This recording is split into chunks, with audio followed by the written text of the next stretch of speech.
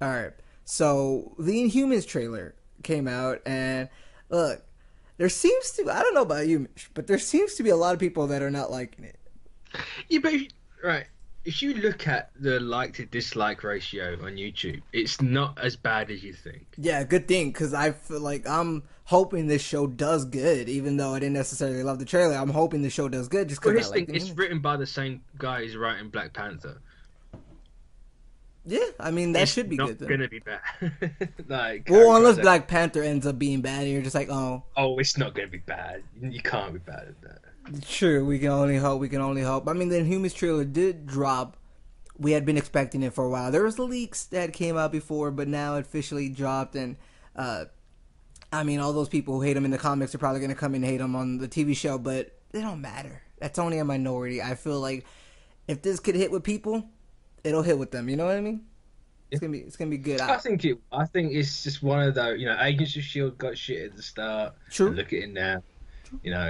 Guardians got the shit at the start. Look at it now. Iron It's Fist got shit at the start. Look at it. Oh yeah, look at it now. But yeah, but this is off the page. Welcome to another episode. I'm Joe. That's Mitch on Twitter. Halftime Joe. Mitch692. We talk about comics. he's reverted back, people. I'm not impressed. To what? To go back to saying You've it gone both. back to your old way. You're supposed to do it the new way. Of just saying our at names.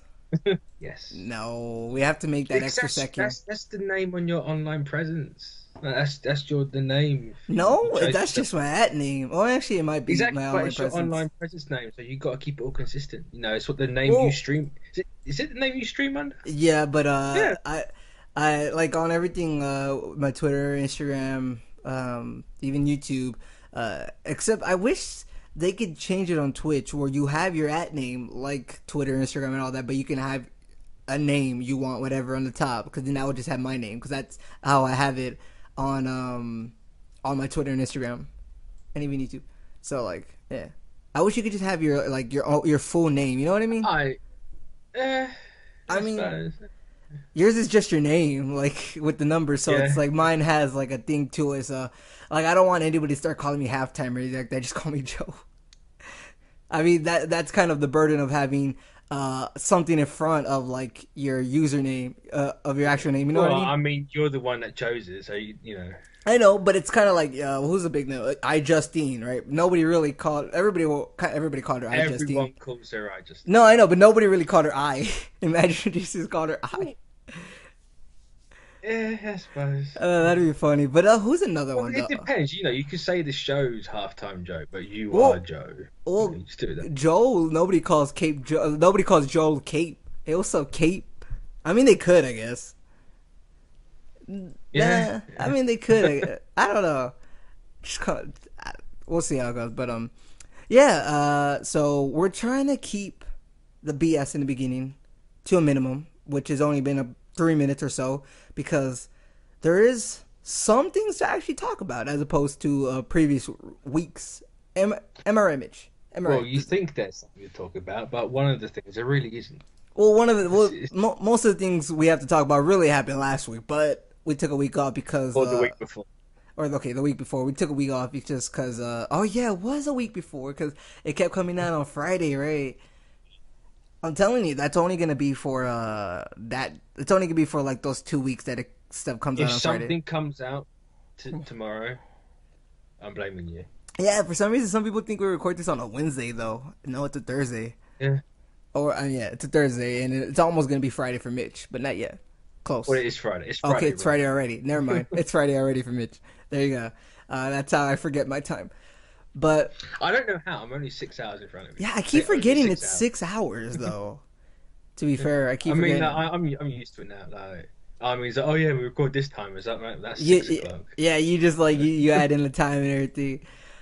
So, like I said, we're gonna try to keep it to a minimum. Just real quick, Inhumans, I think is gonna be a cool show. Mitch likes the trailer; it's gonna be good. I just didn't really like the trailer, but we'll probably talk about that in the main cast. Just to do a little ahead. bit more, I do kind of agree with you to an extent on the trailer. It's not The music. It's not a fantastic trailer. Like, Yeah. it's not the best. It's very. It's quite a subdued trailer. It doesn't help that I used one word that kind of means something else, but I meant it as something else when I was talking to you. Yeah, but that's just you and Jeff. True.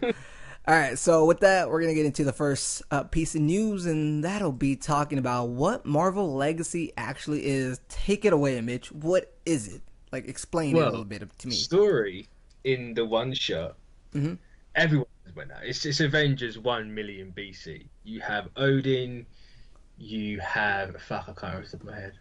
Is it Odin? You have Agamotto, you have the first Black Panther, you have the first Iron Fist, you have the Phoenix, who I always forget, and you have the first Star Brand. So that's your thing. Now, personally, I like the idea. I've seen some people. I've seen a bit of mix, really. It's more leaning on the positive side, but it's still a bit mixed. Okay.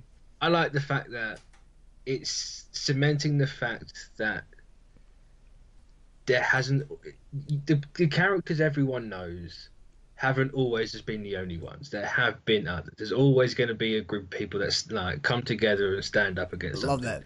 It's happened since the dawn of time. It's always going to happen. Cementing that legacy is part of this universe. And fuck you to people who don't like it. It's going to carry on whether you like it or not. I like that sentiment of like that. There's always been a team or whatever that stands against evil, essentially. And it's not like Aaron's gone out and gone, oh, I'm just going to have the first Captain America, the first Iron Man. You know, it's not doing the Batman is part of the human history. You're still hating on that. I hate that so much. Right. It's it's characters that make sense. You know, you got admittedly. At first glance, when I looked at it, I was like, the time frame doesn't make sense. Odin's not that old, Agamotto's not that old, the Panther God's not that old, etc., etc. But it's, at the same time, who cares? It's after Secret Wars, they can do what the fuck they like. And this is going to be that one shot, though, right? That's it's just part of that one shot. Okay, apparently, that's going to contain everyone. I don't know how, but it's going to contain everyone, and it's That's the fact. That it's gonna go over the different time periods. Obviously, we're gonna have present day mystery, which they've said is it's a Marvel mainstay coming back that people have been asking for and have been dreading. I don't know what the dreading part means. Is it Watchmen? Oh wait, no, the wrong universe. If it is Watchmen, I've been right all along, and amalgam is a thing. Oh my god, that'd be epic as heck. That'd be epic as heck. Yeah. I went with. It's also $5.99, I think, or it's $4.99.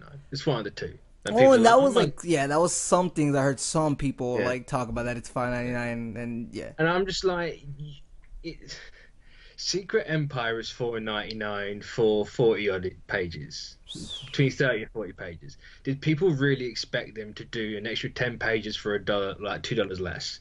No, they don't need to do the lower prices because they're not in the same place DC was with Reboot. Yes, people like the cheap stuff. No, but at the same time, I get what you mean. Realistically, they were never going to do it because they're not in that same spot. And I think that also goes along with the other announcement. I think it would have been nice, though, as a nice touch. Would have been nice at the same time, yes. But I mean, I don't. Over here, we do exchange rate, so it's like £3.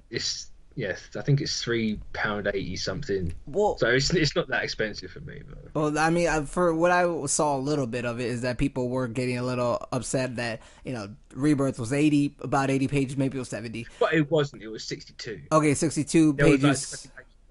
Okay, so there were 62 pages, and it was what was it, $2 or $3? Probably $3. And then the one shot, it's gonna be what, $4 and. Maybe 50 or maybe 40 with like some ads in the back. 50 pages. They've said it's actually more than 50, including everything else. The actual story itself is 50. Okay, well, there you go. So maybe those 10 pages, like I don't know. It's I get it because if you could have like, it's not like they were gonna have to have the whole like. The number ones right after be the same amount as Legacy. They didn't have to do that, but I think it would have been nice for Legacy. But it's a business; you can't be asking them, forcing them to. I do get it. Like people, $5.99 is a bit of a press. It is only one issue, but it is 50 pages. It's $1 every 10 pages. Oh my god, I'm broke. No. Well, there's actually a lot of people that are broke, so it's like I get it. I know, but I was kind of like, it's fucking. Yeah. If you're in this hobby, you know it Yeah, gets expensive I anyway. agree. So what's a dollar per 10 pages? If the story's good and you can find a dollar in every 10 pages, it's justified itself. I think of it You the know, same as how gaming. you got to look at games, yeah. Like if you can get A four hundred 20 dollar hours, console. exactly, yeah. Like if it'll pay for itself in the long run. You know, if it's good enough at the time, it's good enough at the I time. guess at the same time, that's different gaming and comics because, like, yeah, it'll be a great story, but gaming like that can last you for longer. I would assume. It is very different, and it is kind of where comics fall flat. Yeah, So you get what 20 minutes, 10 minutes out of an issue. and Their entertainment to dollar I or I still currency rate is a bit bad, but I still wish there's I know it'll like one of these days. Oh well, I think Marvel's going back at it, right? Or DC's doing it too, where they're gonna like when you buy the physical issue, you get the digital code because I think that's the perfect yeah. thing. Because Well, Marvel are doing that, and on top of it, I think every month they have a new like random issue. yeah, So I think this one's like you can get the first issue of Star-Lord by Zdarsky. okay. I just As I well just think that's a cool thing because it adds to your digital collection as long as you're physical. But at the same time, there's a lot of people who want to buy the issue, kind of hold it somewhere special, and then just read it, but they don't want to open it. So, yeah, so there's that. But yeah, I mean that was kind of explaining a bit of what Marvel Legacy is possibly going to be, mostly from parts of the one shot and some of the things we know already. But getting into the actual oh, you want to say something? I just want to quickly Go like ahead. ask the people, the three listeners we have. Those three we appreciate. Oh, JK. But with everyone thinking before it's going to be the Wolverine or the Fantastic Four for the main Marvel mainstay coming back, Yeah. with the dreaded part added, do people still think it's the same thing? Oh yeah, Is yeah. no, what is the consensus now? What it is? People still thinking the Fantastic Four? I For, don't think it is with a certain comic that they've announced for Legacy anymore. I think that ship sailed slightly. phrasing is a I, big thing in this industry. Like you use one word different than the rest in your sentence, and it's like people are gonna think something else. You know what I mean? yeah, So that's why like that it could mean something, couldn't, but I would always assume that it could because people don't say these things without kind of knowing, especially these yeah. upper management type people. It's also not Dormammu, by the way, because Yeah. Dormammu's already back. So ignore the dreaded part for Dormammu. True. All right. With that, we'll move into the actual Marvel Legacy lineup that was announced, and that's a lot. Yeah, They 52. they 52. they fucked up so bad here. 52. You get it? There is that. 52. See, I don't even think that this is the full amount. No, I know. I just kept seeing people say that like 52. I get it. 52. I don't know, but It's another reason why amalgam's going to happen. true. But what do you think they messed up on? Well, they come out and go, "Oh, tune in Friday for an industry-changing Oh yeah, event," yeah. and it's just like, really, Marvel, really? This is what's going to change industry? Fuck off. Yeah, and I think that's what got a lot of people extra mad. And Well, it's like it was really tone deaf, and you know a scene in South Park where they're in I think it's San Diego, and they're smelling their own farts. yeah, Yeah, it's that. That's how it came across to me. It's like you literally have no fucking idea. and it also gives a lot of, I don't want to say cannon fodder, but it gives a lot of reason for some of these people who have been doubting Marvel recently. Oh, it gives them a lot of reason. Yeah. I completely like go ahead. It's justified. Like at least with this part, like come on, how do you say that and in this you say this? Yeah, like, it's like you must have known. Like yeah. you don't say that and then go, oh, let's just release covers. Right? Come on. I will say that the gifts look nice. That's not industry changing, but they do look nice to me. If they didn't do their like constant need to be hyperbolic Oh. with literally everything they do, Yeah. this would have gone down so much better. And no, they didn't call an emergency retailers meeting. That's actually wrong. That was organised 2 weeks ago to talk about this. It's not a case of, oh my god, everyone hates Legacy Mirror like some people are saying. That's completely bollocks. That story got updated. Yeah. Yeah. So don't be believing the fake news out there. You got to watch out with that. You know what I mean? Fake news. But yeah, do we want to say every line, or can we just link Well, it? Can we just link it? You think you so? could link it. You know, you could just look at Marvel's current lineup and knock 30 of them off. Oh, well, that too. Because that's literally what they've done. It's it's actually not far off what I said they would do. Yeah. It's like you take all the important ones and knock all the spin-offs off, and that's what you Did end they up with. get? Yeah, they got rid of. Oh, Groot has been. Oh, well, no, Gwenpool's still there. So clearly, Gwenpool sells. yeah, You wouldn't have thought it, but people like Gwenpool, and it's Gwenpool true. sells. I mean, I see memes of Gwenpool all the time, and it's good memes, not like Yeah. bad memes. So But there's that. just to say, like, explain why I don't think it's the full lineup. Runaways isn't on here. Mm. Runaways starts in September or October. It's one of the two, but it's not here. So, and also Ultimus isn't here. If Ultimus is actually cancelled, I'm going to go fucking ballistic. One thing I'm also with this lineup, and also something I thought of with Rebirth, was how long can you actually go with it? You know what I mean? Like with both of these, like both have like their big lineups, right? How long can you actually go with it? Like, because eventually, even though I love Blue Beetle, that's probably gonna get canceled. Even though one of these, That's the question, isn't it? Does it matter yeah, how long the book's going to go for? well, Because no, yeah, you're right. it's just going to be a completely different conversation we're going to have now. Like everyone True. knows the lineup. Everyone's seen it by now. Yeah, Just to get it out of the way, I think the covers are quite cool. yeah, I say. I like that they've gone back, and I'm getting a few of them. Like that, if that Guardians of the Galaxy one is mine, I don't care. That's instantly mine. Again, it would have been better if it didn't say it's going to change the industry, but hey. Yeah, Now, on the conversation of the amount, yeah. I don't understand why people were bitching and complaining that there's too many books. Like, you don't have to read them all. Oh, that's true. That's very true. I don't. No Who's one gonna read them ever all said- with the free? Exactly. Like, no one's ever said you have to read everything.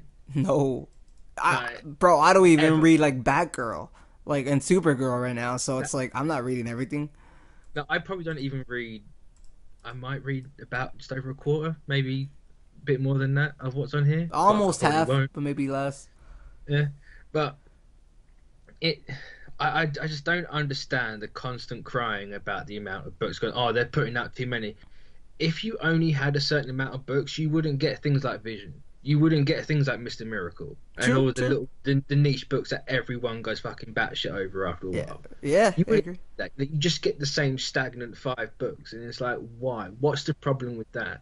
Like, what's wrong with variety? I know I'm kind of sounding like I'm regurgitating what Nick Spencer says, but I agree with him. I mean, I And- agree. I agree with that too. What's wrong with having like? I mean, even though I'm not necessarily gonna read Gwenpool, Moon Girl, Devil Dinosaur, what's wrong? People that has a fan base. You know what I mean? Like, Lee, there are some books I look at it and go, why is that there? But if it's there for a reason, I don't understand why America's there. That fucking book should be burned.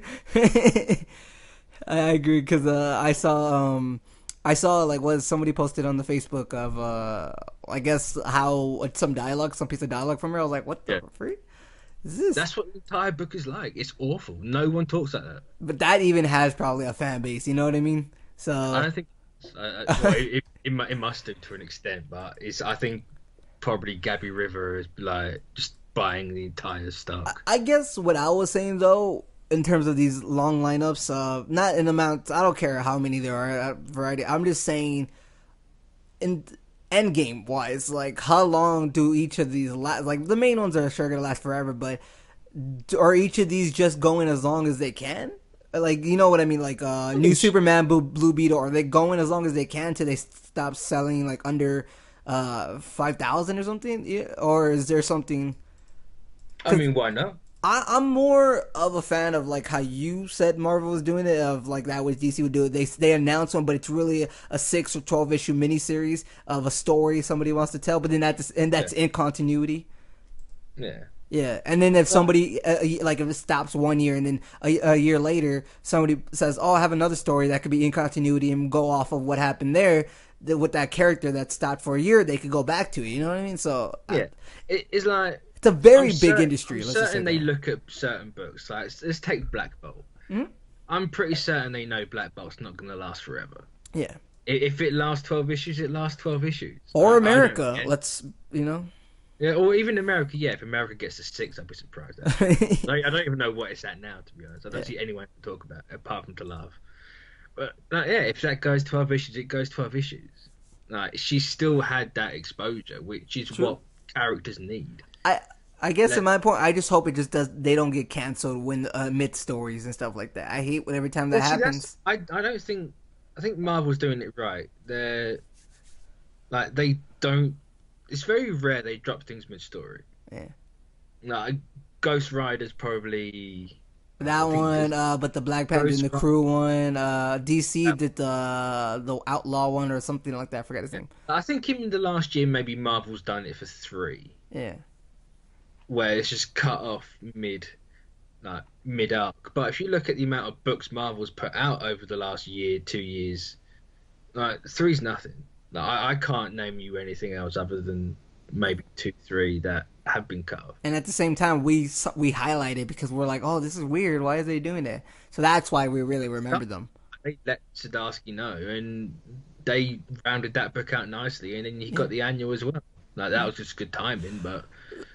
I think out of all this, though, I'm just still surprised that no book from Rebirth has been canceled. I remember you brought it up a while back ago, and I'm like, I'm still surprised that no book. Like, I'm so glad New Superman is going. I still want a Justice League Incarnate one where they're in the multiverse, the Ultimates, basically. But talking about like not cancelling books, I think that like it's another thing people are complaining about. They go, "Oh, it's just the same titles we have now." It's like, yes, because you cried for over a year that you want Marvel to stop relaunching books and to let books like settle down, Yeah. like settle into a groove.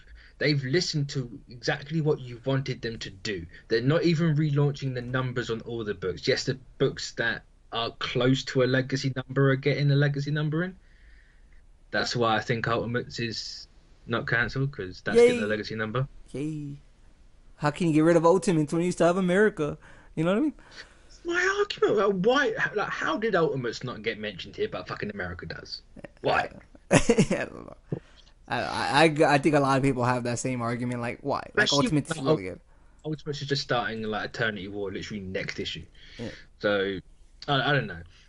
And hopefully that has something to play with the overarching thing of Secret Empire. I hope they've retrofitted it to have an actual thing to do with it. But then again, it's like they said they're not going to do an event for like another year and a half. Oh, I So do see. you put off Eternity War for another year and a half, even though it's just literally started now?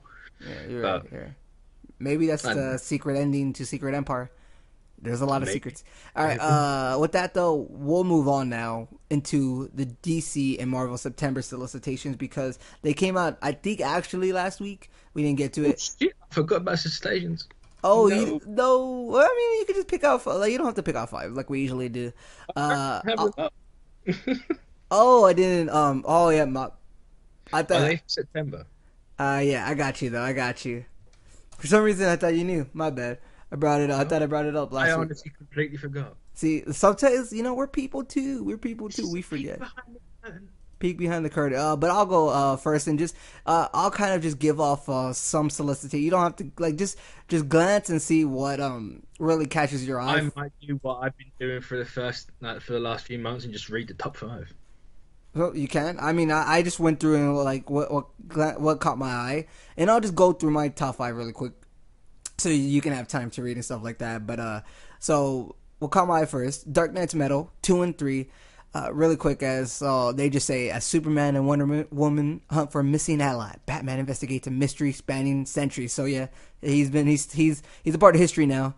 And then there's like I just really like the kind of what is it the covers that tease what's to come because it seems like it's gonna be epic. And apparently Superman might go missing.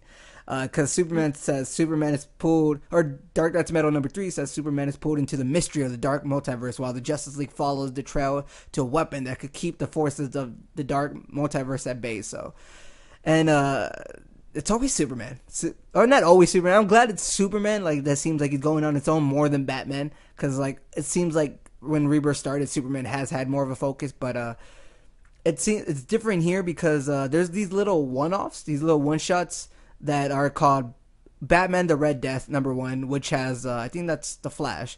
Batman the Murder Machine #1, which is like a cover, has the Batman logo. All these have like the logos of the heroes from the Justice League besides Superman. So there's another one called Batman the Dawnbreaker with Green Lantern, Batman the Drowned with Aquaman, Batman the Merciless with Wonder Woman, and they all just say that the creatures of the dark multiverse stand ready to invade our world. How can the world's greatest heroes stop a horde of deadly beings that appear to be powerful, blah, blah, blah. Nightmare version. So I assume that's the like Planet Bat thing that you had mentioned before. So Yeah. that'll be interesting to see what that. I'm just curious as to why Superman was left off, and that might be because he's pulled into the mystery, as Dark Knight's Metal 3 says.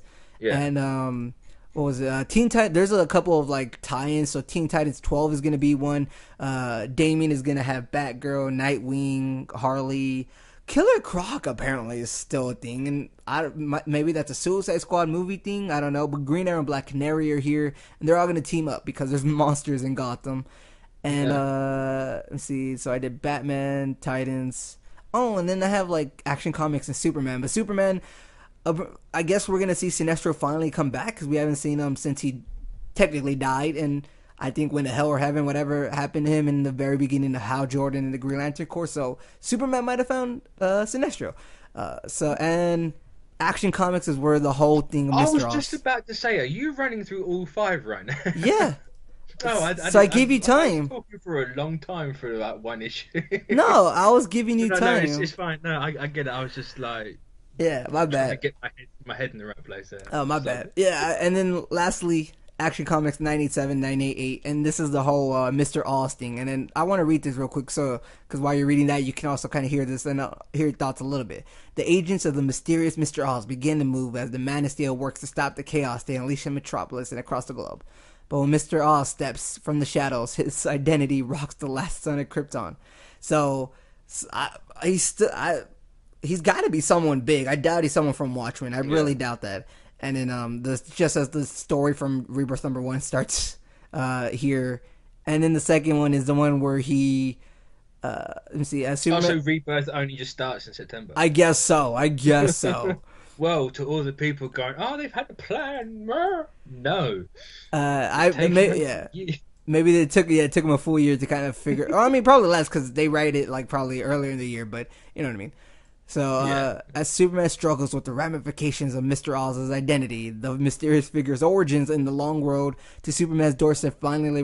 So we're finally, I guess, gonna get like an origin story to Mr. Oz, and he's been here and there throughout the whole thing. And I think even was it this month or next month or the month before, one of them where Tim Drake escapes and stuff like that. So he might find himself way. But aren't we supposed to be finding out who Mr. Oz is sooner than that? I think it's the one from last month I was talking about. Yeah. Oh no, it's this month because in Detective Comics 965 is the one where Tim Drake escapes and he finally I think makes his way back. But Sure. So September I guess. What's before September? August is August. So I don't think August. Yeah, I don't think anything big with Mr. Oz is happening in August. I can't really remember at the moment, but we'll see when we get to August I guess. Yeah, you can go ahead. Rising 5. Right, well, Generations, Captain Marvel and Captain Marvel. Ooh. It's Carol Danvers, the mighty Captain Marvel, finds herself face to face with someone she never thought she'd see again. Marvel the Kree, the mighty Captain Marvel, but before she can go to the bottom of this impossible reunion, she's embroiled in combat with someone who wants the Kree destroyed. Talk about terrible timing. Oh my gosh. And these are $4.99, so everything Generations and Legacy. Actually, Legacy's here. Is that 5? Legacy's $5.99, so yeah, it's multiple of it after all. But it's I don't know, it's gonna be nice to see how these two interact now because it has been a long time and Carol has changed a lot since the Marvel days, like back in the 80s. Yeah. Next one is the Iron Man Ironheart, which is getting. Are these all getting the Kirby? I don't think they are. No? No. Oh, that sucks. It's probably because I don't know. Did Kirby make Carol Danvers? I can't remember. I know he did the first cover for Iron Man. But Joy Ironheart, she discovers things about the Iron Man legacy that would change her forever. Yeah. Probably the alcoholism that would do it. Yeah. So, oh my god, you're smart and you drink. Yes. Iron Man writer Riri co-creator Bendis teams up with award-winning and multimedia artist Marco Rudy to give you a beautiful, unique look at the first steps in the new era of Iron Man. Doesn't give a lot away. Oh no, I tell a lie. Yeah. It's Tony Stark as the Sorcerer Supreme. Ooh, what? So this is. I remember seeing this like when it came out, and like it really threw me off of what Generations actually is, because they seem to be getting thrown all over time. Because Tony Stark, Sorcerer Supreme, is an infamous Iron Man currently, and we don't know if he's. I assume he's from the future at some point, but so is this from the future? But this is to do with legacy, so shouldn't we go backwards? But I suppose you could get legacy going forward. Yeah, in a sense, that's how you get a legacy. The next one's Captain Marvel and Miss Marvel. Obviously, it's interesting because it's the original Carol Danvers, and you see in this stupid little diamond belly suit. That's the hot pants, and they just look fucking ridiculous with this stupid hair. It looks like the fucking mother from that one sitcom. What is it? God, I think it's that 70s show where the hair just goes out. Oh, well, might be. I remember that show. Yeah. Yeah, it's Kamala Khan. She's going to be working at, what is it? Is it Women's Magazine? I think. Yeah, Women's Magazine. Carol's former place of employment.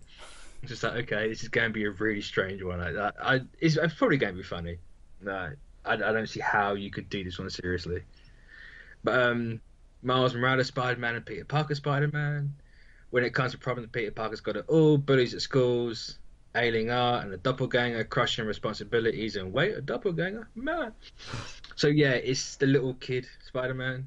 It makes me wonder if they're going to be bringing the young Peter Parker back in an extent, like they did with Spidey. Because apparently everything's falling to shit for Parker and Slot's run.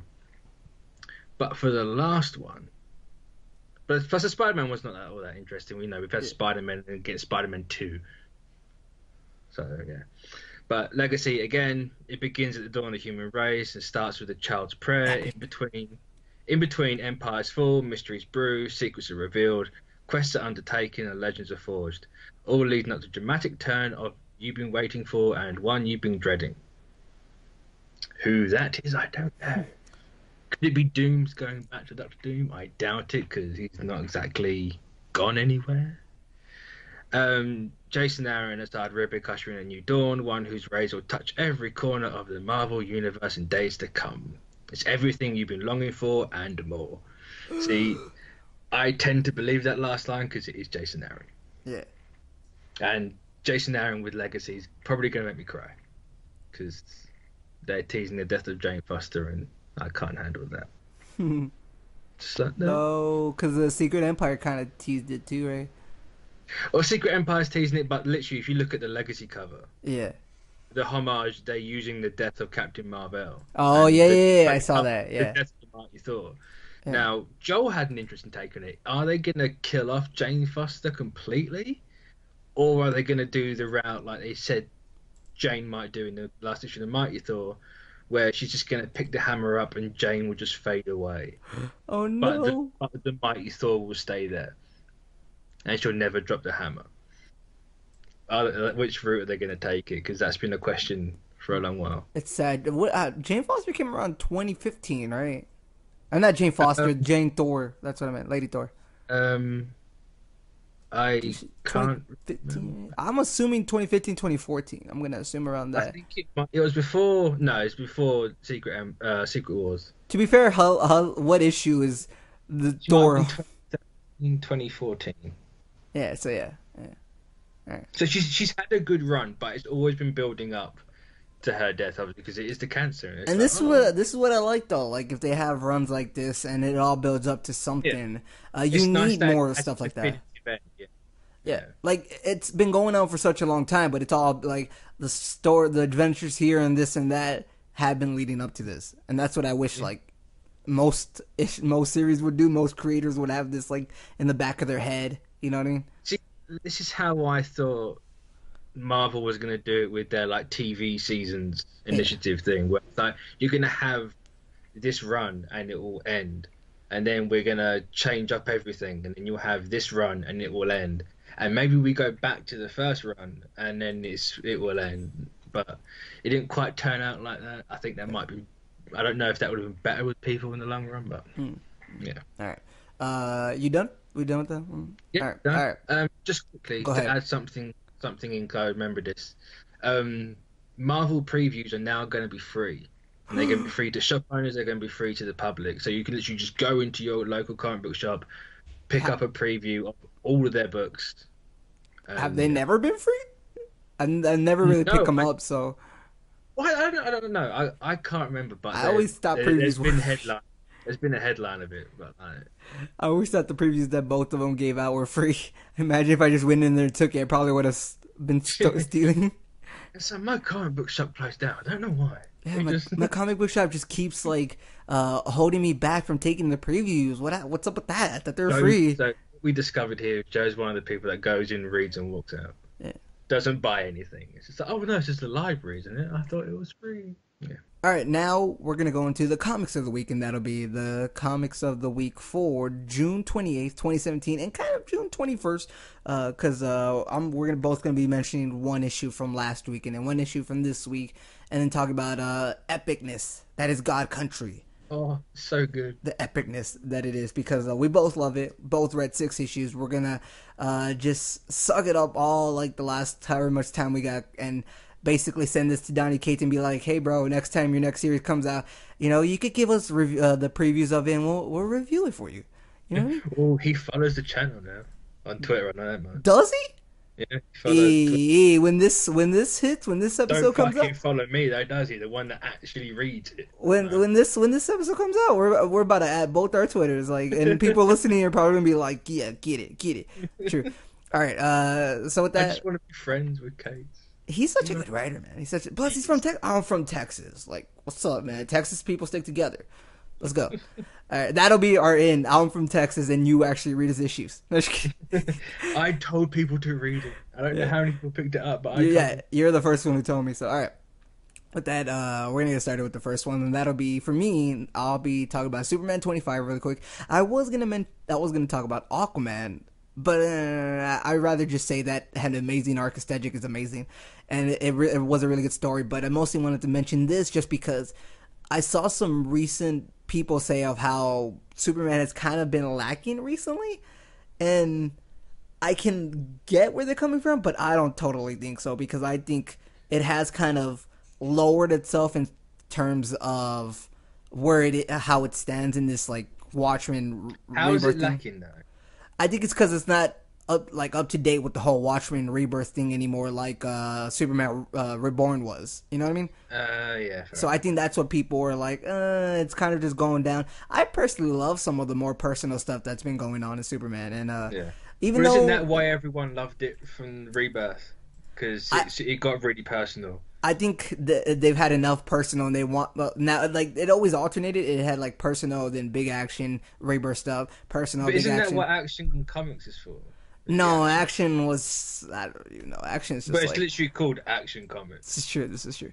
But there was kind of an alternating thing with this one, but then it's kind of just been more on a thing of personal, and I've been enjoying it. Though I think some of the story from for the one with Manchester Black that's happening right now, and some things could be changed up a little bit. I've overall been enjoying the series, and this one was like the ending to Black Dawn with Manchester Black, and apparently Lois didn't lose her leg. It was all kind of an illusion. I feel like that's kind of a backtrack.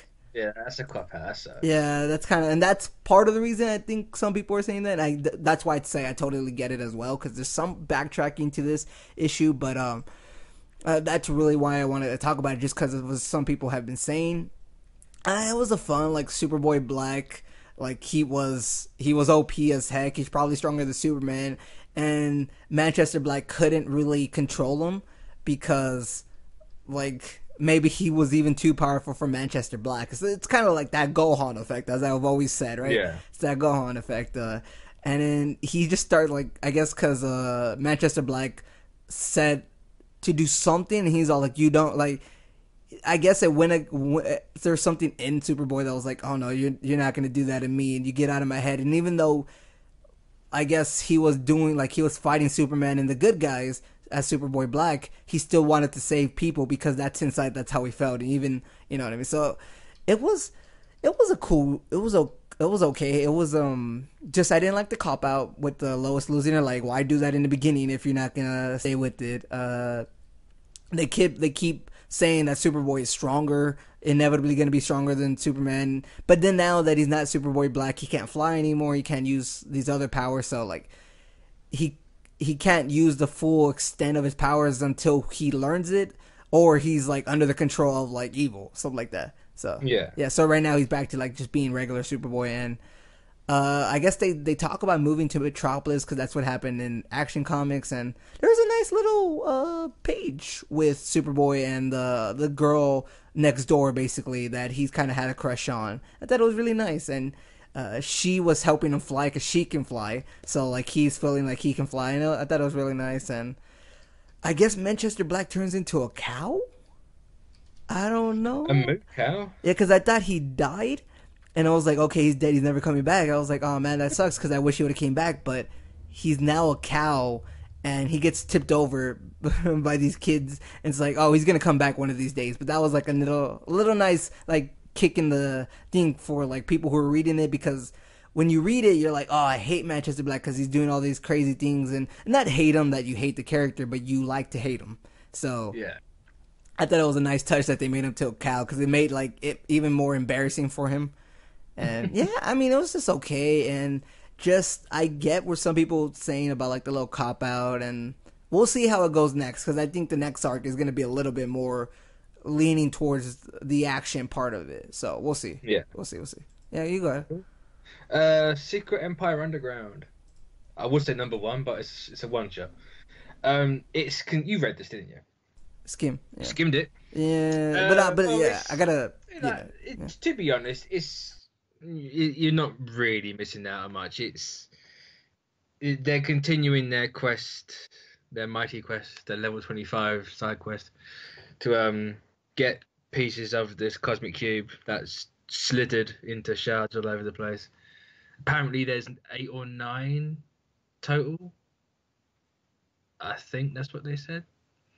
But yeah, they go to the Savage Land. It's Mockingbird, Quicksilver, Hercules, Sam Wilson as a Falcon, not Captain America, and Scott Lang Ant-Man. They go there. It's quite an actual nice issue because it just plays with a completely random character like Sauron. I think that's how you pronounce it. The pterodactyl dinosaur man. He's been like overthrown by his slaves, his people, or whatever. And they're using the cube to boost their powers, and this little Avengers team works with Sauron to help him get his throne back in exchange for the shard. But along the way, they learn that he's actually a piece of shit. So they betray him in the end, and then they fight over the shard, and it just abruptly ends because Quicksilver got the shard, and I was like, well, yeah, I suppose it would be over at that point, wouldn't it? But yeah, so that's a win for them, but it won't last long because the Secret Empire, they can't win. It's just like, no, fuck you. I do like, though, before I go to mine, that they mention, like, they really do mention it in Secret Empire 5, though. What happens here? Yeah, well, that's everything. Everything that's had the Secret Empire name on it has been important. Yeah. The tie-ins haven't had the name on it, but some, like, they just had to fill in little blanks, really. They're not overly important. Some might play out later on the line. Like, the last week's Captain America issue was incredible with Black Panther, who was like, "Cash me outside, how about that?" But was that a millennial reference from Mitch? Was because it's literally what Panther does. Like, he just pops up in the UN room and he's like, "Cash me outside." And oh my god! I never thought I'd see the day where Mitch makes a millennial reference. No, I was like, references. She's like, what? I don't even know how old she was. Forgot she was like 15. She was 13. Wow, terrible. She's famous now. Oh my god. Tits of a 16-year-old. I was just like, what the fuck? Why can I, like, look, I speak broken English just like her. How come I can't be famous? You know what I mean? You haven't said it on a fucking TV show. Oh, this is true. Maybe I should just go to Dr. Phil and start, like, speaking broken English like that. Who knows? I'll get famous that way. But then at the same time, I feel like people hate her. They do. And then, but I guess it's because of the way she acts, though. Because if she did that and it was, like, funny and lighthearted... actual cunt. Yeah, Like, let's be honest. if it was like funny and lighthearted, then I think it would have been different of like how people feel against her. So, Yeah. all right, I'll go to my next one, and that'll be Teen Titans #9, and this is mostly talking about Aqualad's kind of coming out party more than one because he's also gay. So he's like trying to figure out how to be more with the team. He finally learns. Oh, he doesn't really learn that his dad is Black Manta yet. That we kind of already know from comics and Young Justice. But he finds out that his mom is probably Atlantean and that she does some stuff too. But it was just a nice like him. A little not origin story, but him finally getting more of the spotlight because we saw him get introduced for 2 issues and then it went into the whole Deathstroke thing and then it's something else. So it's kind of been a while, or at least it's felt like a while. I think because this is a monthly issue, so it's felt like a while. And it's nice that he's gonna finally be able to get his like due, and we learn more about him, and he's gonna be finally hopefully get his name of Aqualad. But Damon's cool as a leader. He gives like this thing to put on his back that can help him like use his water powers. It has like these little sword handles that the water can go through and become swords. So he's had it like in the comics and Young Justice, but like here's the rebirth origin of it, stuff like that. And then there's something about where people kept bringing up, "Oh, I don't speak Disney," because that's what Damien says. I was like, I don't get how that's a big thing, but okay. I'll take your jab at Marvel. Oh, sure. Yeah. And then I guess here's where we learn Wally's gonna join Deathstroke and Team Defiance, basically, because Wally's like. They're called? Wait, what? They're called Team Defiance. Yeah, I think so. But that's fun. I thought you would have thought that was corny and stuff like that. This does sound like a whole comic cheesy thingy. Because it's just like Team Defiance. That's embarrassing. I like to call them just Deathstroke's Future Foundation, but that's they're literally Team D. Yeah. Give the D. True. Yeah, it's alright issue. The thing I just love about this is the art is still really good. It still reminds me of the guy who used to be on it, but just a bit different. It's kind of not like because the guy who used to be on it, I forget his name, but the one who was on was it Royals and the one who keeps like dropping off books. He did this art right, and it seems like the art that's still here is kind of a more simpler version of what he used to do, because John Boy Morris would be a little bit extra with it. Are you sure it's not his stand-in? Maybe it is. It's just a more simpler version of it, and whoever's the stand-in does a good job. Stand-in's like I think you might have 2 stand-ins. Like they're both varying degrees of simplification. Like one simplifies the other, and then the last one simplifies the one before it. I just think he does a good job at the art. Is all I'm saying. And, I mean, if it's the first stand-in, it's good. Yeah. That's if he has 2. But it's because he carried on with Royals after a while, and I think obviously he's left. So. Yeah. I dig the art that's happening here, and Beast Boy's kind of a dick, but that's to be expected, I guess, with this Rebirth issue about it. He's been more of a like kind of sassy. I don't know. It's kind of like, man, like chill out, Beast Boy. Just because you've been part of the team. Doesn't Beast Boy always have the sass? Yeah, but like chill out, Beast Boy. Just because you're an OG member of Teen Titans doesn't mean you could go talking like calling Aqualad Robin's pet project. Like chill out. All right, chill out. But yeah, it was an okay issue. So, I guess with that, we're actually going to be talking about Secret Empire now. Well, do you want to talk about your second one? That was the Superman Teen Titans Underground. No, yeah, it was. No, I completely. Yeah. I'm all over the place. It's really hot where I am right now. I bet. Yeah. So Secret Empire now, and kind of like the thing we always do, is just run through like issue by issue. I call out things, and then you tell me how you feel, and then I go back on you instead.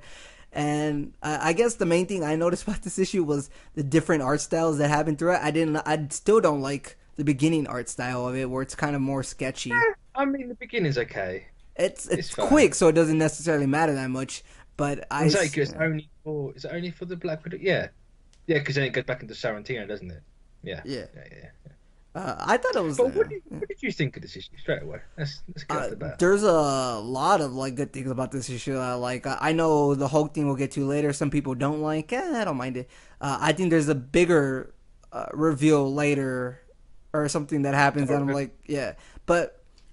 I don't know. Did you want to mention anything about the champions helping out Black Widow? Like, what did?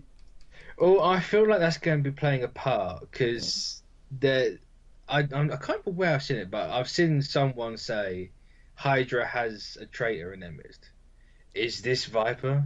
Nah, is Viper going to be that traitor, I feel or is like, it? yeah, it feels like it because she shoots Wait, the Hydra agents. didn't we see last week who it was? No, I don't think so. Did we? Or is it in this one we see who? We I think see it. we see who the people on the like Yeah, who's I know, but yeah. there's another one. I can't remember if was it in Captain America. But Viper I, shoots 'cause two Hydra I- agents, so I don't she know. does, but I think Faustus is turning against Steve. I've got that in my head, and I'm certain that was in the Captain America issue from last week. Yeah. Certain of it, but yeah. Yeah. Did nothing else you want to mention about that other than it's probably going to play a bigger part?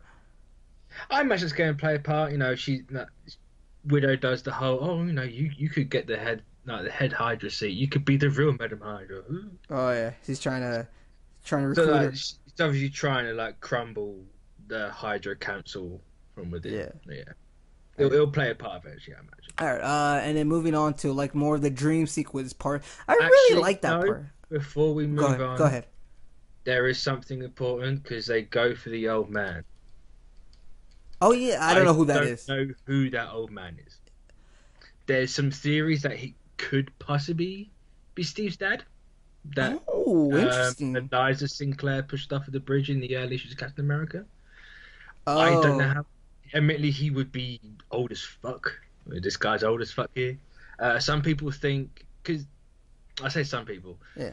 It's if you read Bleeding Cool, they give out Rich Johnson does theories, and they're actually quite interesting theories. The guy's a bit of a bellend. They're quite interesting, and he goes on like one of the theories is, does this tie into Rick Remender's Captain America? And I'm pretty certain Rick Remender's Captain America's with like Dimension Z, and like shit happened with Cap there. It doesn't quite add up, and you could quite easily connect the two. Like, I think because that's where Steve lost his powers, and is this actually that Steve? And the Steve we know that had the powers is a different Steve entirely. And I think they're also trying to connect it back to Captain America Reborn, which was Ed Brubaker saying like, is this where everything started? Is this to do with that? It's a bit of a reach. It's really interesting. Feels like a reach. So like, if it happens, it happens, and it's like, well, hats off to you. You got that right. No one else did. But yeah, that's one to bring. So then after that, there's the dream sequence part, right? I really love this part. It really feels like I don't know. There's something special about that part. It's the way it's drawn. It's the way it's told. I love it. Yeah, I love it as well. But here's another thing. Some people are saying it's not Sam and Bucky. Oh, I could see that part. Some people are saying that it's Rick Jones and James Rhodes. Well, we had said before that it could be Rick Jones. We don't know Rhodes, but we had said before it could be Rick Jones. But they look really like the other, like, you know, Sam and Bucky. They really do. They do, but I think that might just be the art style. Plus, it would make sense for it to be Rick Jones if he hasn't got the metal arm. And also, you can learn more about. Well, I mean, I don't really know more about him. Was there before Secret Empire? Was there a lot about him? Yeah, he was in. Because I don't remember. He was in both Cat books. Okay, well, there and goes. then he's the one that gets shot in the first Cat book. Well, maybe this is to help a little bit for those people who don't necessarily read every book, so, or at least the main ones before this one, or don't remember. You know, the first issue. Yeah, true. It was quite a big moment because he does the Avengers Assemble bit. True.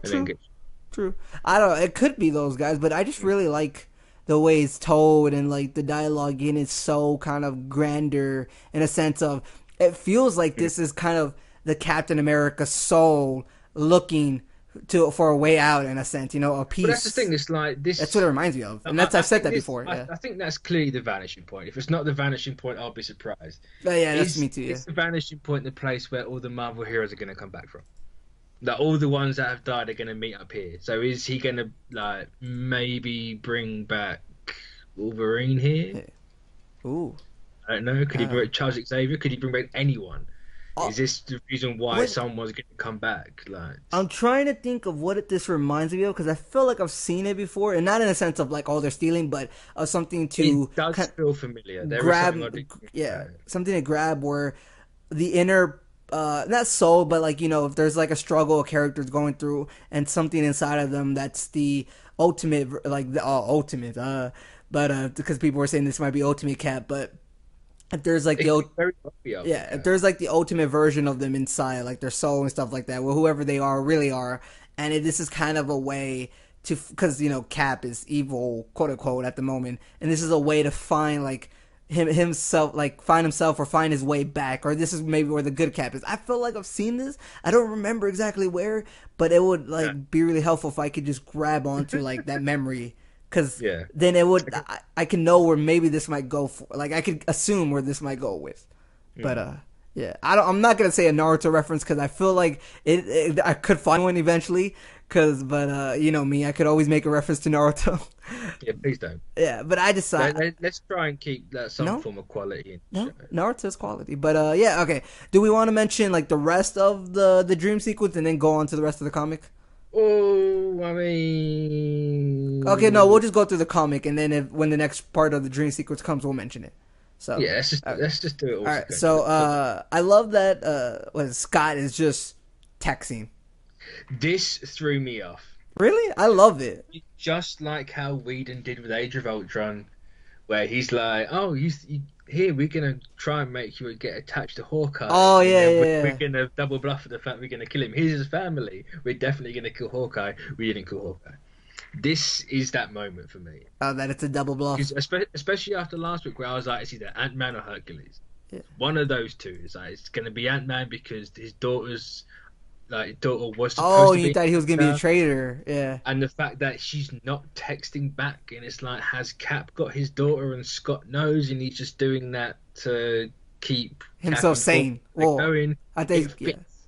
And this is like, it fits too well. It has to be Scott Lang. No. and then it wasn't. Yeah, but we'll talk about it in a bit. And then I just love that how he's doing it though, because he's still worried and stuff like that. He mentions the Savage Lands, and then Black Panther over here. It's a nice way to recap everything. It's like, you haven't Exactly. read it. It's a nice organic way to just inject everything I that's agree. in there.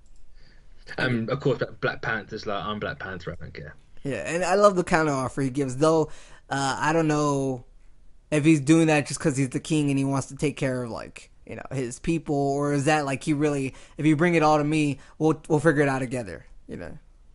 Or if you just bring me everything and I'll do it. Oh, well, that's true. That too. How'd you feel about that? That he's doing that though. I saved the multiverse in Oh, Secret Wars. yeah. I would do that. It's The very. importance is I have a movie coming out soon. You know what though? I kind of feel like going back to read like that part of it of like Secret Wars. Like I don't know. There's Just pulls the gauntlet out. It's like, I'm king of the dead, bitch. stuff like that. Yeah, but That's the T'Challa. Like, that's the T'Challa in a nutshell. He might not have had the most amount of runs or be the most popular, but people know him for his moments. exactly. This is one I would say. This moment especially just personifies everything about his character and who he is and what he stands for. And it's like, no, I'll work with you, but you always fuck up. I hope we see that in the movie. I think we will. All right, hopefully. The movie looks great from the trailer. It looks great. Oh, yeah. Just saying. But yeah, and then we have more moments of Scott texting, and it's like the recaps, as you said, which is really nice because, like you said, the tie-ins do actually matter this time around as opposed to other ones. I love the page where it's just after the double spread of Black Panther's throne room, and it's just the shards falling. Oh yeah. I know what you're talking about. I So apparently there's 8 to 9 shards out there. There's not 20 or something. There's only 8 to 9. That's a good thing to note because there's probably only like 3 or 4 or 5 that we've actually seen. Oh, I just remembered. What? The old guy who they Yeah. have to rescue to change the war. I personally think that is Dr. Selvig. Oh, okay, I could see that. Yeah. Who else could change the war but the guy who can stop the cube And from becoming a cube, and it could be a little girl. who's also an old scientist that we kind of seen in recent years. And it's like, who knows what that gun that hit him did? It could have quite easily have turned him old. We just don't know. Exactly. So, oh yeah, okay. Then we go into stuff like we see them going around like to find cubes, and then they're like, okay, this is another one that's a dead end, and then we gotta basically go back because Hercules is over here like going all in. He's being extra, and he's about to die. But yeah, but he has a fucking cool moment. I don't like Hercules. I think he's boring, but he had a cool moment here. Which one? The one exactly like, no, I got this. It was just like, now you face a man. Yeah. Just credit, like, yes, go on. That was epic. And then Shang-Chi is in here. Yeah, just randomly pops up. It's like, hi, I'm Shang-Chi. I love how low he's making everything. And it's just like, no, these guys have been going for about 3 weeks now, and they've got absolutely fuck all. Because then it's going to be epic when... how demoralized do you have to be after all this? It's going to be super epic when they find a way to win somehow. Because we all know heroes win, but that's not a spoiler. This is the thing of like how I class a good event. If I can see where it's going, it's not a good event. If I can see how they're going to win it, it's not a good event. I can't see either. I don't know where he's taking this. I don't know how they're going to get out from this. Obviously, they are. Like, I'm not stupid. They obviously are going to win. Yeah. I just, actually, to be honest, it's Spencer. I'm pretty certain he'll go, actually, no, they don't win. That's why Generations of Legacy happens. I could see why that is like your kind of points, your key points as to making a good event. For me personally, it's more of a, like, even if I can see what's coming, to me that doesn't matter as much if it makes a good or bad event. To me, I mean, it might be extra if I don't see it coming. If I can see it coming, it's I don't see the point in reading it. Oh, for me, it's kind of like the story. And then like I'm the journey. only reading it to make sure I know where, if it's actually going. It's like, oh, yeah, it's going in the place I thought it was. Okay, cool. I guess for me, it's more of the journey of I'm taking with these characters and like their ups and downs. Like I could probably see the outcome, but I don't really know exactly how they're getting there. But I know kind of like the outcome of what's going to happen. You know what I mean? And not in the sense everyone knows the outcome to a degree, but not in the sense of that they're going to win. You know what I mean? But if I can guess and kind of have a good look as to how they're gonna win, to me it doesn't matter if I know that or not. Like if I know that, it's as long as the journey is good, then I'll enjoy the event. But I love the Cap and Hammer Cap scene. and Beast. Yeah. I'd see here.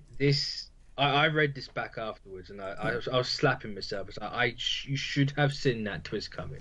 All right. Well, what do you mean? Like what did you actually? Because to me, when I saw this in like the page, and when he said, "Oh, I don't need that hammer," and like how we talked about it, I thought like, man, this Cap is freaking like he's a G, dude. He's smelling his own farts. He's drinking his own Kool-Aid. And you think he's being what's the word for it? Being a bit arrogant at this point. Yeah, that's a bit. Yeah, he's buying into his own hype. No, he's gassing himself up. Yeah, but explain a little bit as to what, like, for some of the people who are thinking, like, what do you think of like that, like, sequence, and then what it comes in with Scarlet Witch and all that. What do I think it means? Like, because I don't know how epic. Because I thought it was freaking epic. Well, of like the whole beast. Like, it's the whole. He says it the best way you possibly can. He keeps the sword in like the battleground, so everyone who goes to that spot knows it's him, and he's keeping the hammer there because everyone knows. It's like, you're welcome to pick it up if you can try, or if you want. Like if you can do it, you can pick it up. That's fine. But it's hubris, I believe, is the word you were looking for a second ago. Because where Hank goes, oh, you can just play God, and he's like, I don't need a hammer for that. It's like, I should have seen the twist coming. After that, it makes perfect sense. And then now we go into like with Scarlet Witch, Vision, Thor, and we get that I guess there's an AI or a virus that's corrupting Vision, and why he's going with Cap, and then he's trying to get a signal out to them. So that's showing that Vision is still a good guy. It's just that there's something corrupting him. Yeah, like he's become a little marionette puppet right now. So it's just like And then Scarlet Witch still controlled by some like an evil witch or something. And then I love the Thor part. Yeah, the Scarlet Witch one is just a random. Well, it's not a random. It's an actual character, but it's probably going to But play a part eventually. I love the conflict that Thor has. Is like I want to like they're making me do bad things, but like he was the one that was worthy. Yeah, it's like he picked up the hammer, Like you and had it's like I have to do this to save Jane. You know, the Jane's away from the hammer, the one thing that can save her. Probably another reason why she's actually probably going to die. yeah, because she's away from it that long. Yeah, Yeah, no, or she'll just keep the hammer forever. But it's I you know, still don't get how it's they got the hammer whatever. though. What do you mean how he got the I hammer? forgot how they got the how he got the hammer away from her. Well, he beats them all. Oh, I I don't don't think remember. I don't think you actually know how he made her drop the hammer. Yeah, well, I don't think you've seen that bit yet. okay, making I sure because know, I thought I was like I don't remember that specifically. yeah, because we saw the panel where she drops it, Yeah, and you never saw what actually happened. It's only recently that you've seen how he's have everyone on his side, and like, obviously this yeah. one's going to it further. But I don't. I think you're right. We haven't seen. Making sure. I'm just making sure I'm adding it out there. Like, it's the reason why he's doing it was obvious from the start. It's like, oh, he lifted the hammer. Like, Thor goes with what's worthy to the hammer, but and it's then nice that she's struggling. It's like agree. they're making me do things I don't want to do. What do I do? That is such a good thing, though. I don't know. That's I mean, not a good thing, but that's such a good like story point. I was like, oh man, this is so kind of like it's bringing me in really, and It's just a tragic moment for that. yeah, Like, of all the things Thor's been through over the last few years, you know, he lost his hammer. He's gone completely nuts. yeah, You know, he even lost an arm. And then he gets a chance at another hammer and he realizes he doesn't need that hammer. And then he finds out Jane has been lying to him this entire time and he's pissed off about that. And now it's kind of like, oh shit. Like, all right, and then kind of going over some of the stuff like, oh, they don't have anything, and you know, they're like, all these people need help or hope. But I love the part where Iron Man and what is it, Raz, and they're kind of talking. They're like, all right, here's my Raz is like, here's my idea, I got this, and they're like, oh, you created an AI. You know, I just came back from dinner with one, like from an Ant-Man too. I was like, that was so like, oh, perfect, man. shit. So, and then that's some Reed Richards stuff, man. But Reed Richards is out there, isn't he? Somewhere? Oh, he's making the multiverse, isn't he? Yeah, he's out there somewhere. No, but I thought he came back.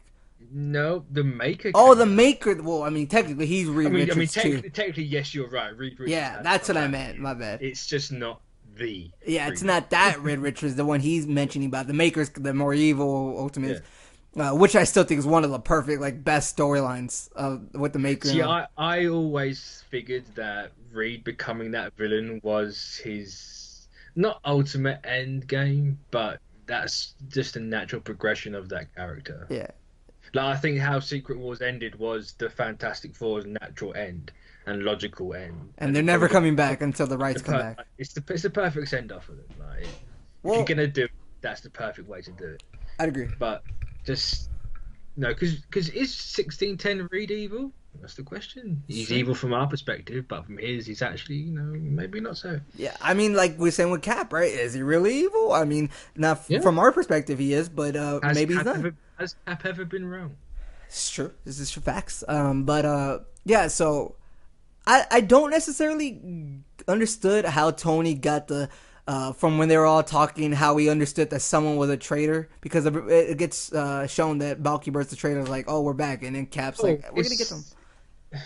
I don't necessarily understand it. I don't know if you understood it probably more than me, but okay. So here's the exact See, dialogue. here's the thing. I ahead. think I understand it. You question it, and then I question if I understand it. Okay, I'm so just like, oh no. here's the exact dialogue. So the one guy, I don't remember his name, but he's the little black kid.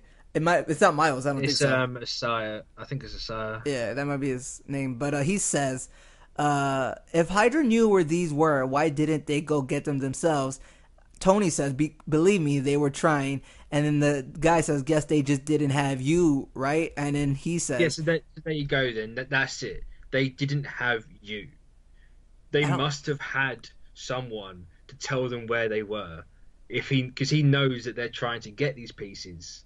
Because obviously they've been playing a game of cat and mouse and who can get each one first. oh, It's like, okay, they that's didn't where. have you. It's like, shit, they didn't have me. No, they had someone else. Oh, but then that makes sense because he says something like, and then he's probably gonna say me, and that the closest one is someone on the team. But how tragic that the little device that he made. Yeah, it doesn't work. It's a placebo. It's a sugar pill, essentially. Yeah, it's a lie, basically. But that's what you gotta do when you're the head guy or whatever. It's so tragic. It's like everyone is so low. Everyone's screwed, and then they just come for the base, bro. It's like obviously they're gonna survive. Well, obviously, because they're gonna. Well, I assume maybe half are gonna die. Maybe. No. They're about to unleash Hulk, man. They're about to unleash Hulk. He's back. Okay, we'll mention that now. Hulk. Keep jumping forward. No, because I was gonna we haven't even said who the fucking traitor is yet. Well, I did. I said it was Mockingbird. No, you didn't. You jumped way forward. Not really. That's around the same time. That's literally. I was gonna say well done for actually just randomly calling it last issue. Oh, did I say it? Yeah, you went. I think it was Mockingbird. Oh yeah, because she felt more of the spy. You know what I mean? It's just fucks. that made kind of more sense. And people are like, oh, it makes sense because Faustus, obviously, at the start when he was getting the S.H.I.E.L.D. agents with the mind control, got hold of her, and that was her mission. It's just like, actually, it makes sense. To me, it was just like, oh, she's more of the spy one. So I was like, that made more sense to me. But yeah, so they come. Well, we're going straight up. They're coming for the base now. They're coming for everybody, and they're setting fire. It's crazy. And then, but we could just mention the fact that now they have Hulk. Like, I know the Red Skull thing comes before, but we'll talk about it after. Which is not everybody knows this if they're listening. They know. Everyone knows this by now. Yeah. Well, actually, no, because the Batman proposal episode, someone was like, "Oh, spoilers," and it's like, "Come on." But I'm not gonna put it in the title. But it was in the thumbnail. Oh, so. True. Okay, so like, come on, should have read it by now. So they have a weapon. They say they have a weapon. It's Hulk, Bruce Banner. He's back alive, which some people are hating, I guess. I personally, he's had his body. He somehow had to find a way to bring him back. Yeah, it's obviously a clone as well, because they say he's going to deteriorate, or his condition will deteriorate. So, he's clearly a clone. Can I just plus the whole Weapon X thing, I love that page though of it's Bruce and he's sitting on a table and it's the Hulk thing that's kind of designed over him. It's kind of like it reminds you of that Naruto Ninetales Fox thing. Naruto reference. You were gonna do that. You absolutely knew. I knew the exact reference you were gonna make. Yeah, because that's what it reminds me of. What else does it remind me of? I don't remember anything really. Everything that's got something inside them does that. It's like a trope. It's true. I love that trope, though. In fact, I'm pretty certain the Hulk made that trope. Probably. I love that trope, though. So yeah. How do you feel about Hulk coming back, though? You like Naruto. You don't like the trope. Well, I like it both. But yeah. how do you feel about Hulk coming back? Because I see some people hating on it, like, "Oh, great, Hulk is back." I'm fine with it. When we're talking about weapons of mutant destruction, the WMD thing that's going on right now that I'm not reading. We even said that Cap's got Hulk's his body. It should have been obvious to people. If we knew that, everyone should have known that. Really, maybe not everyone, but that information was out there, so it's not really a surprise. I'm fine with it. It makes sense. I kind of wish they'd let Banner rest a little bit. It's like this poor guy. Just let him be dead. Agree. Because when I first saw it, before I actually remembered the whole, Cap got his body from the WMD thing, I was like, this doesn't make sense. You killed him off, Dugan brought him back, his body was laid to rest, It's like, how was he back here? It's like, actually, no, it makes sense. It's fine. All right, and then the big old thing, we go back to the dream sequence, and they're walking to the forest, and someone kills them, and freaking Red Skull. Fucking Negan comes out of nowhere. Basically, right? Basically. But see, this is the interesting part because he knows who they are. Oh yeah, he says the Red Skull is going to free you from this place, Her Rogers, and then it's like, oh, so he's kind of came to help him, and which makes to the point of this is the vanishing point. He's not really there to help. No, I know, but this goes to the point of what you were saying I think today, and I was saying that this is probably the vanishing point in a sense. Yeah. It's where all the dead Marvel characters come back to life. But we can assume that those characters that are with Steve aren't necessarily real because it's like he feels. Oh no, I think they're 100% real. Oh, and they just died. Well, no. Okay. one's in the net and the other one got tranquilized. Oh, I thought he died. Never mind. For some reason, I thought he died. But yeah, Negan Look, just comes if out of the Steve can survive a baseball bat with spikes to the neck, Oh, he did. He really did. then I think they can survive a net. Yeah, so it's just But crazy. Skull looks like a boss. Dude, it's like like that. What's he been doing? Well, it's not a baseball. It's what is it? It's a 2x4 with spikes, and in his like he's a shirt off, and he has all this blood on him. And I'm like, bro, he's been working out apparently. I'm saying ripped as fuck. He really is like it's a freak. But yeah, that's like I think that's the biggest thing that came out of this issue. Not the Hulk thing, not the Trader thing and the Hulk thing. Sure, those are big things. But I think this is the biggest one. Like this issue was the halfway point now, officially with the number 10, like the 10th issue. A lot happens in this. I don't think I can personally say this was the biggest thing because there was like 8 biggest things. Well, what were the other Well, you had the Mockingbird being the traitor. Yeah, there's that. Hulk. Yeah. There's Skull. There's the old dude at the start. Oh, it's true. It's true. That's at least 4. You know. Yeah. Oh, I just don't know who the old dude is at the moment, so that's why it's not the biggest thing to me. No one knows who the old dude is, but it's clearly something big. Well, when he's revealed, then I'll say it's the big thing because I don't like it's a thing. But still, it's just another what the fuck moment. Okay, true. You know, it's just on the same level as Skull. Like, what the fuck? Why is he here? How does he know who he is? Why is he shirtless and ripping off Negan? Another big moment is that finding out that like Tony doesn't know his thing doesn't work. No, Tony knows it doesn't work. He says that. He deliberately built it and says it doesn't work. Yeah. It's just there as a placebo. Yeah. Okay. So any last thoughts? It's a little hope machine. That's what it is. Any last thoughts, though? It wasn't as good as the last issue. Really? Oh yeah, true. Because the last issue was amazing. It was like I personally think that issue was perfect. Like, it's on my top 5 of the year, and it's not going anywhere. Yeah. It's a tough act to follow last week. It's a nice, I say nice, like it's a cute thing. It's a really good middle point of a story. It's a nice like second act low. Is it the second act? Yes. Yeah. The Empire Strikes Back of the. No, I was trying to think. Is it in the second act? And so actually, there's 3, 6, 9. Yeah. Because in the second act is always where the low point is in the movie. Because you want the introduction, the low, and then the win. You know, that's basic storytelling, I guess. And like, there are people out there going like, "Oh, it's boring. Nothing happens." It's like it's a fucking story. A lot of things happen. I don't know who they talking about. But there's no quote. There's not enough fighting because you have to fight everything. Oh, and it's just like it's a story. You know what though? You can't have punching every single story. If you want that, watch Dragon Ball. And something I've always said, which. Shame on you, Mitch, for not saying Dragon Ball has good story, okay? It does, too. It has fighting, but it has good story, too. But literally every episode is a punch-out. But the one thing I always say is that why do you want a lot of fighting in comics, per se? I've always thought, like, I've said this when Rebirth started with Action Comics. Fighting happens, but it doesn't happen all the time because it doesn't necessarily portray the best in comics as opposed to animated live action where it's moving, and this is like standstill in a way. You know what I mean? So I've always said that you can have a lot happen without actually punching something. No, but just because there's no quote action doesn't mean something like stuff's not happening. Like, I don't know how anyone can read these first 5 issues and complain there's nothing's happened. Yeah, it's like fucking everything has happened. And like I said, it's just action doesn't. You don't actually see it a lot. I've always said you see a lot of like dialogue and people going places and learning things and stuff like that in comics. Action happens like fighting, but it doesn't. It's a minority compared to this other stuff that happens, which comics is more about dialogue and stuff like that. Also, I feel like the people who said that it's bad because there's no fighting clearly didn't read the Sam and Steve books leading up to it. True.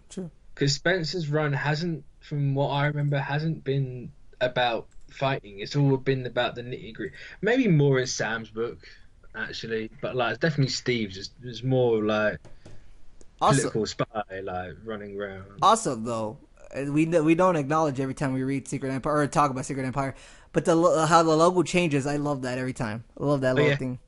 Yeah, it just keeps changing. We know it's going to blue for the final issue. So. Yeah, so that I love that little thing. All right.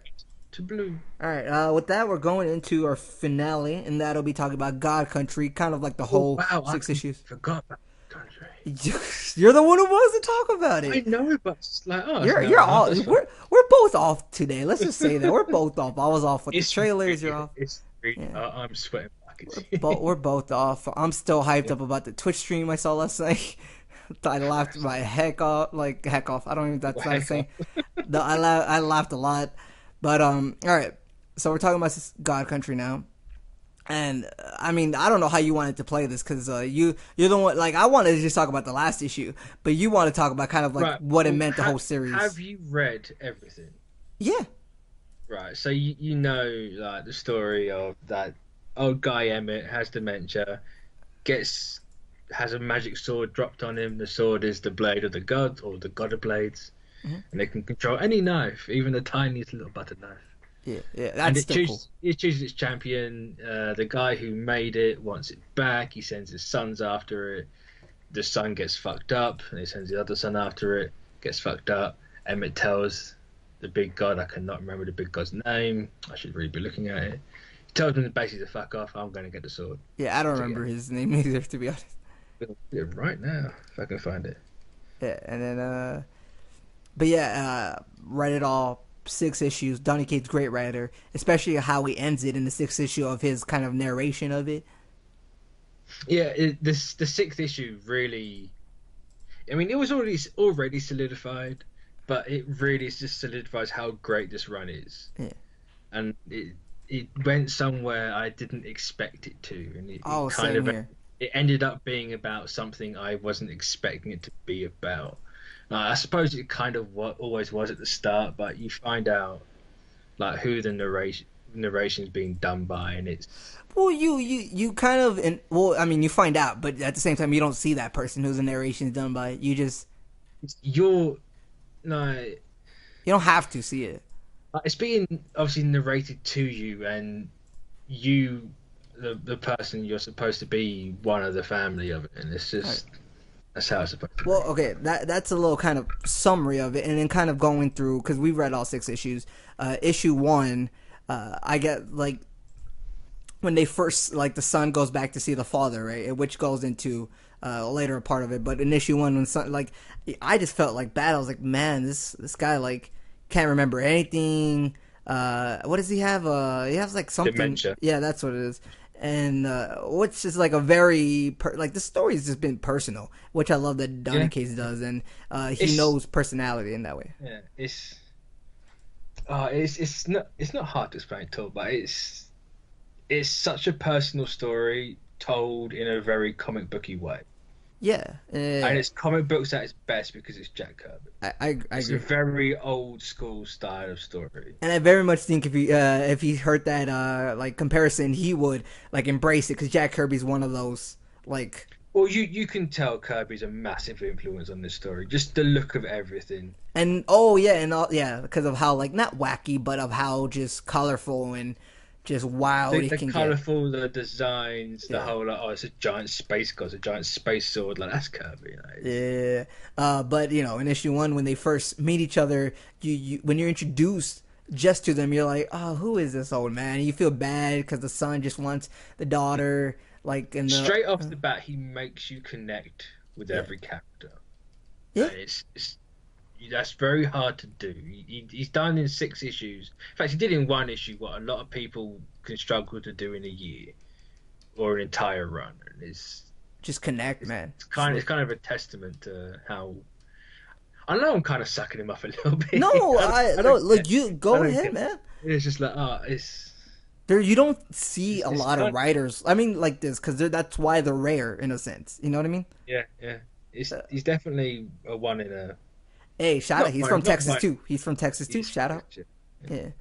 I'm from Texas, San Antonio. I think, where did he say he was from? Because it said at the very end, it said where but he's based out of Austin, but he researched this in like some smaller city or town like that's off the beaten path. So. Oh fuck yeah, I can't remember where I said. But going back to the first issue, just how it starts off of like. This like dark, because I'm looking at it, and this dark creature that just appears and he gets a sword and like, wow, what is this about to be, Like, Yeah. this is some like crazy like stuff. And then when he, especially when you first see like the big god and how big he is, I did not expect it was gonna like go into how it eventually ends. No, no, not at all. Yeah. So and then because you said you wanted to go kind of issue by issue, and I'll bring up like different points from each issue. Yeah, I was And gonna say just glance over the first four or yeah, first five. 6.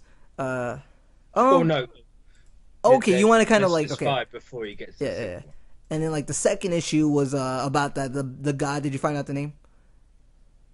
No, I can't remember his name.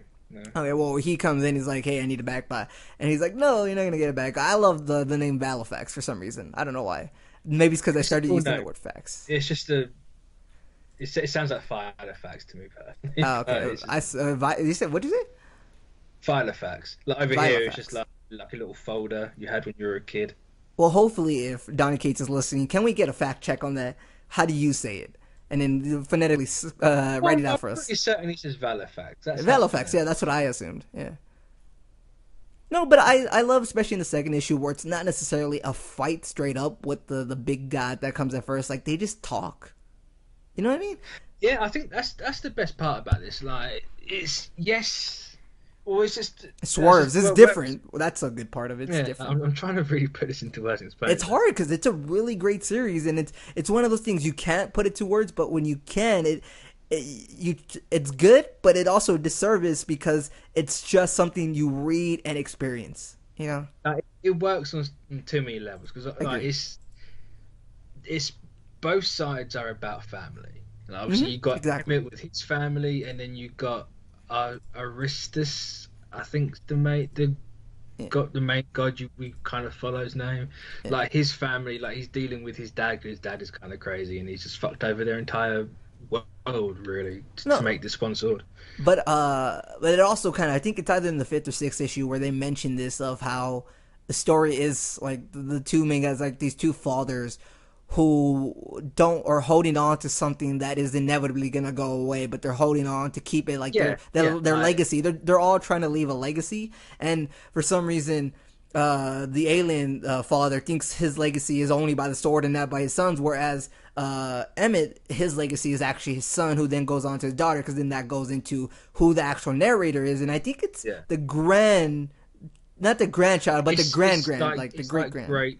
It's like great grandchild is telling you the story because you're the great grandkid. But it's a tune, ATTU with the funky little dots. Okay, there you go, a tune. AW with the funky. I love how you said that for some reason with the funky. Like I can't remember what they're called. It's like the two little dots that make the U a smiley face. Yeah. All right. But real quick, as we're going like through points of each issue 3, the thing was extra about this was just how the fighting started, and like you learned a little bit more of what the power Valifax had, and he like the zombie, like the creatures that came after him. I thought that was like pretty epic. You know what I mean?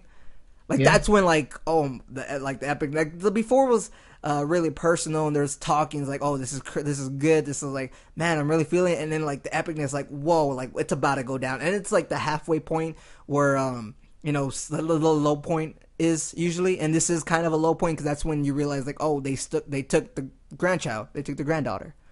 They take him to hell. Yeah, that too. It's like, okay, even though again, like in this world, hell is relative. It's just another place. Exactly. Yeah, and I mean, but I just to touch on the personal note. Go ahead. Because the reason why Emmett is keeping hold of this sword, and it's because there's nothing in the universe that can cure dementia. As crazy as that sounds, in the world of magic swords and giant gods, like nothing can cure what you have. Once you let go of that sword, that's it. And that's always been a favorite thing. And this is like a reference to something. Like I love the show Smallville, right? And one of the things and like Superman in general, one of the things with Pa Kent is that sometimes he dies of a heart attack, and the reason that is, and why people like that storyline better as opposed to something like whether it's in Man of Steel and how he dies of that or whatever it may be, is because that's something Superman can't necessarily fix. And that kind of shows that sometimes there's something out there there's things out there that you can't fix no matter how much power you have, and look at all the power he has, and you just gotta accept it and spend the time you can. You know what I mean? So yeah, that's something I like too. And then going into, I guess, issue 4 when you're actually in hell, it's like, bruh, like, what is this, like, crazy place? Like, I don't know, like, I love the whole Jack Kirby feel when you go into the aliens and stuff like that. You know? It's a very different place, and the fact that Valifax changes color as well. Oh yeah, that's true. That's true. It's just like the little rainbow. It proves something there too. I guess. Oh, I don't even remember this part, but when the demon kind of brings back his wife, it's like, oh, that's sad. That was a low point, bro. Yeah, I was like, oh my god, Donny Cage just hit us. Like he just like hit us in the throat right there, man. Like, and he dropped the sword, and the Valifax like, no, just it's not real. But what are you supposed to do? You know what I mean? It's like, yeah, exactly. It's a hard point though. You know, it's another hard point. Yeah. See, I'm just sitting here reading it. Yeah. It's like, no, stop reading it. It just shows you how desperate he is to hold on to what he had. Yeah, it's like I want my life. I want to keep hold of this. So I'm obviously, Valifax is the perfect metaphor. Like, no, he's gonna hold on to this one thing for the rest of his life, and he's not gonna let anything go. And he wants his. He wants his son. He wants his son's wife, and he wants his grandchildren. And that's similar to the big father alien or whatever is the god, because it's kind of, yes, it is similar, but it's kind of the opposite. Where the Artemis or Atmos, Optimus, whatever the Atom, okay. No, he wants a legacy. And he's willing to do anything for this legacy, and like legacy is Valifax. It's like, no, I need this back. Like, you can't have it. You're just a stupid human. No, but I mean, and him, that big god, he's like holding the universe together. Where he is basically, it's like the universe is dying, but he's basically holding. Well, no, it's not universe. It's their planet. Okay, their planet. Yeah, their planet. For some reason, I thought that was a universe. Yeah. But yeah, and then, but I also love that apparently Valifax. It doesn't matter who picks it up. You have to be kind of worthy, similar to that's Thor's. why I always equated this to Thor, because it's very reminiscent of the old Thor stories where Thor was Donald Blake and he'd have to hold the hammer to be Thor. Yeah. And it's kind of similar it's the exact same how Aaron's playing with Jane. Like, she has the hammer, she's Thor. When she doesn't hold the hammer, she's Jane. And that's kind of how he's playing it with Valifax. Like, when he's holding Valifax, he's got his life back. When he doesn't, he's a completely different person. I also like that in what is this, issue 4? There's a specific thing that I think Valifax says, and it says the dead deserve their end, and then their fight is over now. I released them, let them rest, and that's also kind of like those two, like the god and the big god and Emmett, because of how eventually they just gotta let it go, no matter how long, no matter how much they want to hold on. Sometimes you have to let go, and that's the hardest part. But that's the only way to go. And that's why you have that panel of his wife disintegrating. Yeah, that's so sad, bro. Christ, I don't get teary eyed at comics. Oh man, no, I'm terrible. I'll cry up a fucking hat for anything else. Comics, I never kind. I think it's because you read them. It's a little, But like that one was just like, fuck. One thing I will say going into like issue 5 is when more of the Jack Kirby stuff and like the art style changes a bit. I don't know if you remember that. Like the art style really, to me, it kind of changes a bit in terms of like when you're seeing. I think it's mostly when it's the flashbacks and when you're looking back at how the god, like Valifax, was created, and there's all these weirdly designed armor. Yeah. And I think that's on purpose. I think it's just the way, like, just the designs of it, where because if you look at everything's drawn really like dingy, really dark, really gritty, really like grimy. It's all sketchy and like dark colors, and this is so bright, vibrant, weirdly shaped. We're going celestials here. We don't give a fuck. Exactly. I love that panel where it's just the star. And then that little cauldron thing. Yeah. And then this issue is like a tomb where him and that's the guy who comes at first, right? A tomb is the father. Okay, who's the son? The one that comes in and like just chills out with the family when Emmett's gonna go like Okay. Aristus is the god of war. Okay. I think that's what he called there. I can't remember the other brother's name. Yeah. And then yeah, the one who was like bringing up the dead, right? You don't remember that guy? I don't remember his name. Balgrim, that's the one. Oh yeah, I just read it. I'm stupid. But this is like Simple name as well. It's like you should really remember them, but I just yeah. The issue 5 was like the weirdly colored one, and where we learned more about it. And Emmett's like a boss, and he beats the son of Attune, and it's just like, all right, I'm coming for you, bro. yeah. And in issue 6, like this the finale, man. I really love the narration of this whole thing. I thought that was a nice touch. Issue 6, there was one panel in issue 5 that is incredible. Which one? And it's after Emmett's knocked Aristus out, and he just picks up that hammer. Oh yeah, come on. Like, I said move. It's like yeah. that was like a boss Emmett's moment. like, Emmett's a piece of shit, but that's yeah. That's the thing about our main character too, Emmett. He's not necessarily the he has like these moments of like, you know, he loves his family and all that, but he isn't necessarily the kindest guy, which it's like proves, but that's okay. I think that just kind of shows how raw he is. Those, like, it's a dick with a purpose. Yeah, and I mean, it also shows like here around, like I think he even mentions like in wherever he lives in Texas, like we're not the kindest folks and stuff like that, which you know, it's kind of true. I can confirm so that. Obviously, it's like north of Texas or north of Austin. A little bit. We'll look when I get to the end of issue episode. It's kind of like episodes. It's north of Austin, where you can smell the freedom. Exactly. That's a reference for you people in Austin. So going into issue 6 and the last one, where it's you know, the big kind of end fight, and the son is just chilling with the family, saying like, yeah, it'll be okay, but not really, but it'll, you know. I just need to point out, there's another perfect panel in this where the granddaughter asks Aristus, like, are they going to fight? And he's like, who do you think's going to win? It's like, I don't know. He's like, I think my granddad's going to win. I just love that so much. It's a typical kid. It's like, no, my granddad's better than your dad. He can beat you up. I mean, you notice in this issue though that they fight. There's like, they only do kind of one action dialogue for like a page, one action, nothing but dialogue for page. So it's like what we said before, where fighting happens, but it's not the most important part of a comic. The action's not important in this comic. Like, it's the characters and what's being said is the important part. Like, the motivations are what's important. The action is just it's good action. It's completely secondary, if not tertiary, to everything else. And then I honestly love the narration he does, is like where it's kind of like breaking the fourth wall, but I mean it's narration, so he's like, he starts off, now folks, I'd like to be able to tell you that Roy arrived to see his father triumphant, his Alzheimer's cured forever by some miracle, but I can't. And I'm like, that's such a like real story, you know? Yeah. It's like, it doesn't hold back, and then the narration adds such a great touch on it. And I think the narration is what, like, not makes it think, but it makes it even sweeter. I think the ending because it gives you this. Because if we had just got like, oh, he dies and it doesn't, like, that would have been good, but the narration adds this relief of like that everything's not all lost. You know, even if the story does that by itself, the narration adds it.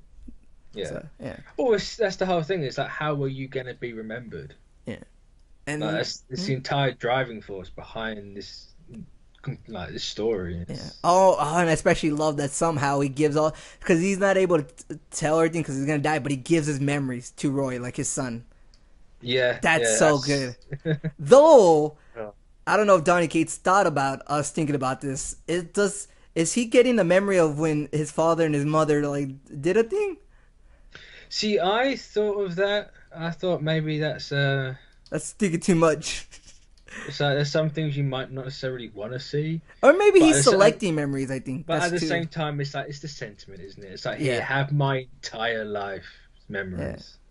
Yeah. Like, you might be losing me right now. You'll always have this. Yeah, I love that. I'm always going to be there. Yeah, I love, especially because of this, the narration where Donny Cates says that he gets everything right, all the lessons Emmett learned, the failures, the triumphs, and then he says all the things left unsaid, the things he could never say. Because, you know, we have pride. Sometimes we don't like saying certain things because we have too much pride. And I love that part where it's kind of like breaking down the wall of Emmett, that he can never, the things he couldn't say. So, yeah. And it's just, man, oh, there's this one page where it has like Emmett and Roy and Valifex, and then everything else in the back is kind of like blurred. I don't know if you remember that.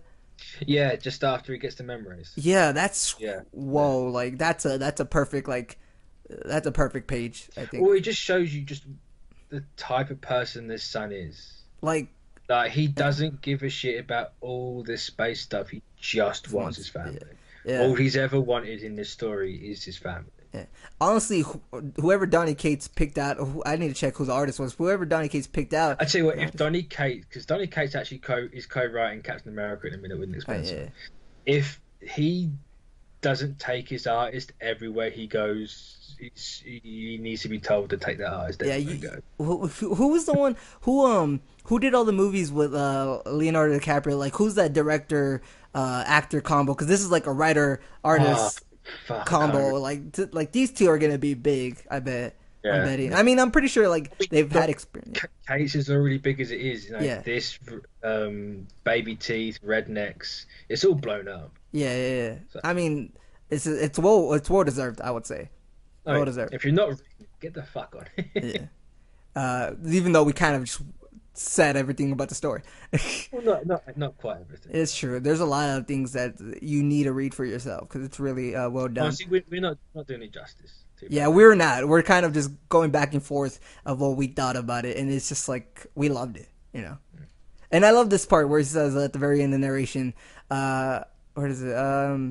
So it says the thing about it is though that this never really was a story about a magic sword. It's true. Yeah, it wasn't. And it's true. Perfect. Yeah, it's perfect. It really was. It was about family, a legacy, and then it's about so many things. You know, even at the end where it's like the creaky door, and it's just like it's things might not be perfect, but it's like, or like you might not be perfect, but like it's you. You know, the little quirks make up everything in your life. Yeah, the happy times will be better or greater than the worst times. And stuff like that. So this part, like I said, it's not necessarily a happy story, but that ain't the point. Point is to keep that we keep telling it. It's kind of like how stories we're always sacred, right? Stories are a sacred thing because you give off information, emotion to other people, and so you give off experiences to other people when you tell stories. So it's really. I like how in the 5th issue where Emmett's fighting with Aristus.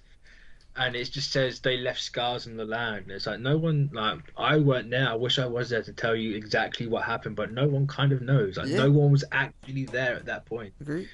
Like you could hear things, but and I love the way he kind of ends it. And those people it says, and none of us will ever truly be gone. We'll just become stories. And I love that because that is true. Like stories, like that's what you always hear back in the day or like in ancient times where people would pass on stories of legends and stuff like that and myths because those were important and stuff like that. And that's why when you're growing up, like your parents would tell you stories about their old times and stuff like that. You know what I mean? Because you learn stuff like that and you experience it with them, and you're never really gone. Because what is it when you're 50 and you have your own kids? What are you gonna like? You're gonna tell them stuff you did, stuff your parents did. Nobody's ever really truly gone in your life. Everyone's got a story. And everyone does got a story and like of how they walk and everything. So I honestly loved it. I really hope there's like a trade version of this or whatever. It's coming out in August. Oh, there you go. Here's the ending of it. I want to see where. So he's based out of Austin, but where did he do the research on? I'm reading real quick. When Jeff and I drove out to West Texas for research to a tiny town called Marathon. Should we want to visit country, that's where it is. I think you know what? I'm gonna Google where it is. Let's go. Google on air. Let's go. Well, it's clearly in Texas. No, but where exactly? Because how close am I? Whoa. How close am I? It's West Texas, but I mean it's kind of south. So let's look up where Marathon, Texas is. It's a really small town. Whoa. Okay. Let's look at let's go to Google directions. I want to see how far I am. It's probably gonna be hours. Oh, 5 hours. So the other side of the fucking state. I mean, kind of. That is where the smaller towns are. I would say. Well, there's small towns throughout the whole thing, but West Texas, West Texas. That's where El Paso is, going towards West Texas. So.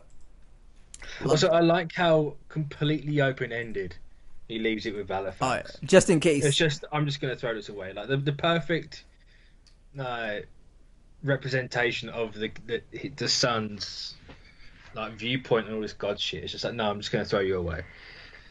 No, Emmett's gone. My dad's dead. He's where he is, Yeah, and just like just let all that go.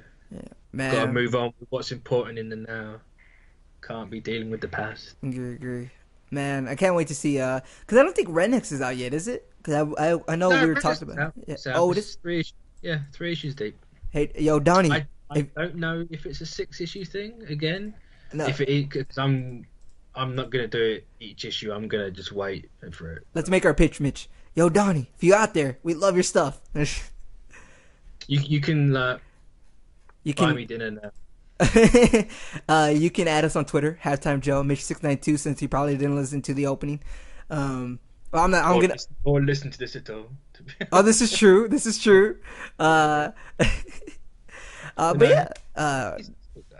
yeah, he's a great writer. Look, I mean, we say up and coming, but that's what they say like about comedians and actors, where we say, oh, they're up and coming, but they've had stuff they've done before. You know what I mean? It's just that they're now more mainstream, I guess, or they're now more to the public. He's definitely mainstream now. Well, yeah, but now these like writers, actors, comedians, all that, they're more to the public. Like, remember, like Kevin Hart, right? Kevin Hart's a guy like, oh man, he came out of nowhere. No, he was grinding for like a long time to get to the Yeah. point where he is now. Well, I'm trying to think because I know he interned for Marvel, but I don't know how long ago that was. So they're probably like, oh, why do we have you as intern? You could basically be one big writer for us. You know what I mean? Well, they obviously intern a Dang lot, it. right? Donnie, DC likes you. What's up with that? No, he's at Marvel Damn. now. They've already got him. Actually, I wouldn't Good, want him to do. Because I can't think who he's rumored. I think he might be rumored to be writing Captain America. Like I'm just saying, like his talents would be wasted on the second, third tier characters. He needs to be on a first, like on one tier. No, I want to see him tackle an obscure character. No, I would too, but I think you'd have to have him do one of those things where writers do the smaller books and the big books. He made God Country, and the first issue went to like the 5th printing instantly. True. Anything you put him on, he's gonna sell. I definitely think he would be one of those guys that when companies they have these big writers, right, and they make them be on the whether Batman, Captain America, whatever it may be. They want them for that, but then because they do that, the writers get to do a more obscure character, whichever one they want. Kind of like how these directors do the big blockbusters, so they could do I don't know if it works like the blockbusters. Yeah, but I feel like it because who does that? I think like, Tom King, Mr. Miracle, Batman. Yeah, but I suppose Dan's. No, I don't think they get to choose to go backwards. Dan Abnett is doing Aquaman, one of the main tiers, and he does. But let's look at Slot. Slot grinded. He got Spider-Man. He's not ever going to be letting that go back to an obscure book. No, but Yes, that doesn't. Silver Surfer, but he's not going to be. I'm not necessarily saying that they have to do the first one and then go to the second one. I'm saying they do it at the same time because that's like writers do more than one book. You know what I mean? Maybe At the same time, I feel like that's usually what happens, where they get these big writers get a big book main tier, and then they at the same time do an obscure character. In comics, it's more a case of everyone wants to write the big names. Really, I feel like that's true. You've got to write the little names to earn yourself on the big names. This is true. This is very true. Because, I mean, not everybody starts off at the very top, you know what I mean? No, like Spencer done some Ultimate X-Men. Pretty sure Jeff Johns was getting coffee for somebody. Well, I mean, everyone starts off It's getting true, coffee. this is true. No, but I'm just saying. Yeah. All right, so I think we'll end the show right there. It's probably like an hour and a half. Yeah. Well, no, if Skype's anything to go by, it's an hour 57. No, but we stopped in between, remember? There's a bunch of those gap points. Yeah. So I'm assuming to run an hour and a half. We're going to end it there. If we've been going for over like a half hour more, then I'll be shocked. Yeah, me too. All right, with that, love God Country, love Secret Empire. Country. Yes, go buy all 6 issues.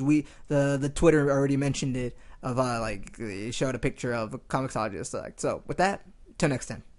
Toodles.